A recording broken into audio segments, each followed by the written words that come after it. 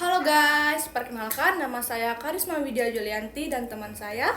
Perkenalkan, nama saya Khalid Calvin Colajon. Jadi kali ini kami akan membuat video resum tentang materi dari pertemuan pertama hingga pertemuan ketujuh. Jadi yang pertama, apa itu filsafat? Filsafat adalah cara berpikir mendalam tentang segala hal, tentang hidup, tentang pengetahuan, tentang kebenaran, dan tentang nilai. Apakah teman-teman tahu mengapa kita perlu belajar filsafat? Yang pertama, agar kita tidak asal ikut-ikutan, tidak bisa berpikir sendiri. Agar berani bertanya kalau ada hal yang tidak masuk akal. Agar punya dasar logis sebelum mengambil keputusan. Jadi, filsafat adalah seni bertanya lebih dalam tentang hidup, ilmu, dan nilai supaya kita tidak hanya pintar secara teknis, tapi juga bijak dalam berpikir dan bertindak. Mengapa filsafat penting dalam ilmu administrasi negara? Yang pertama, memberikan landasan berpikir. Yang kedua, membantu menentukan paradigma. Yang ketiga, etika dan tanggung jawab. Adalah mengapa logika penting dalam ilmu administrasi publik. Yang pertama, untuk berpikir kritis dalam kebijakan publik. Yang kedua, untuk pengambilan keputusan yang rasional. Yang ketiga, menghindari sesat berpikir dalam diskusi publik. Yang keempat, komunikasi efektif dan persuasif. Jadi, kesimpulannya adalah filsafat memberi arah, nilai, dan makna dalam administrasi publik, sedangkan logika memberi alat berpikir kritis dan sistematis untuk menata argumen, mengambil keputusan, dan menyusun kebijakan yang rasional dan etis.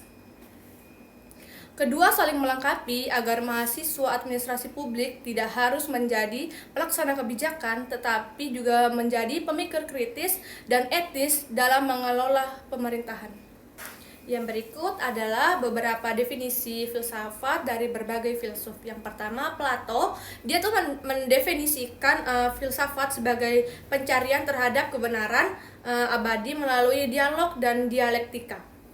Yang kedua, Aristoteles yang berpendapat bahwa filsafat adalah ilmu yang menyelidiki sebab dan prinsip dari segala sesuatu, baik yang tampak maupun yang tidak tampak.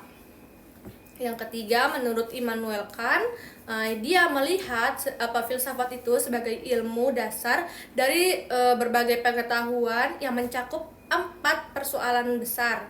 Yang pertama, apa yang dapat kita ketahui?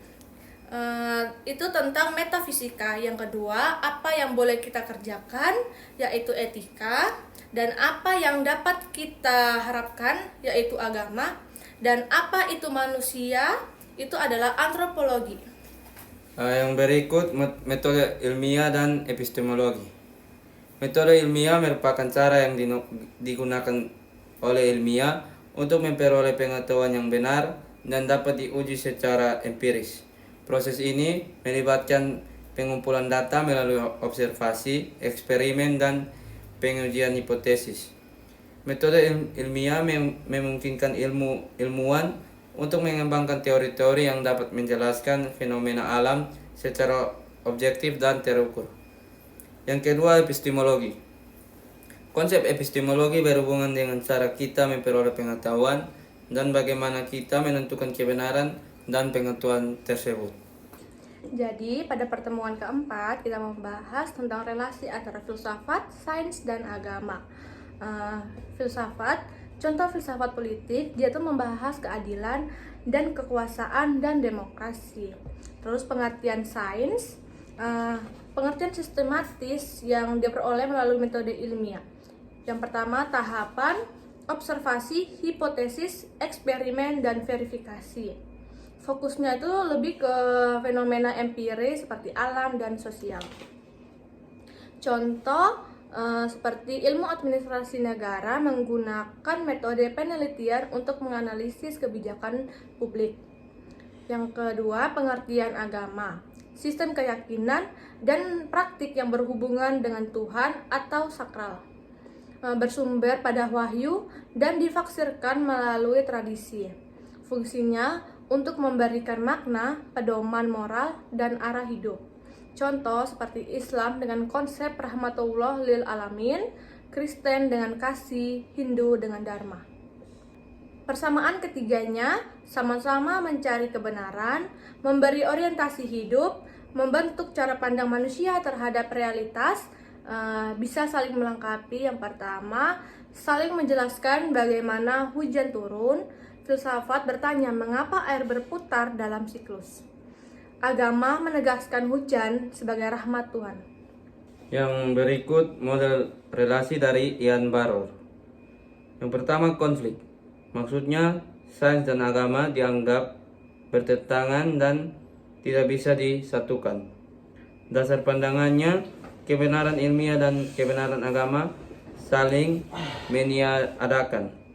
Contohnya, perdebatan antara teori evolusi Darwin versus pandangan penciptaan literal dari kitab suci.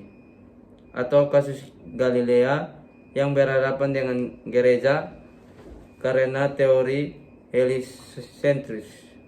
Yang kedua, independensi. Maksudnya, sains dan agama berdiri sendiri-sendiri dan membicarakan ranah yang berbeda sehingga tidak bertentangan. Jadi pada pertemuan kelima kami akan membahas tentang aliran-aliran mendapatkan kebenaran antara rasionalisme dan empirisme. Jadi yang pertama, rasionalisme. Definisinya adalah aliran filsafat yang berpendapat bahwa pengetahuan sejati diperoleh melalui akal budi.